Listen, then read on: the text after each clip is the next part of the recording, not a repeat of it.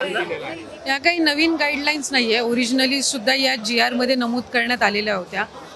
KYC साधारणपणे महा-DBT पोर्टलवर ज्या ज्या काही स्कीम्स राबवल्या जातात त्या सगळ्यांना KYC ही प्रक्रिया फॉलो केली जात असते. साधारणपणे 91 अशा योजना आहेत ज्याच्यामध्ये KYC हे त्या ठिकाणी रुटीन ही प्रोसिजर आहे आणि तीच लाडकी बहीणमध्ये पण आहे. फक्त KYC राबवत असताना आपल्याला UDIचे अधिकृतता घ्यावी लागते, ऑथोरायझेशन घ्यावं लागतं आणि त्याच्यासाठी साधारणपणे 118 बाबींची पूर्तता करावी लागते आणि या बाबींची पूर्तता केल्यानंतर ते ऑथोरायझेशन आपल्याला मिळत असतं आणि या संपूर्ण ऑथोरायझेशनला साधारणपणे 8 ते 9 महिन्याचा कालावधी लागत असतो.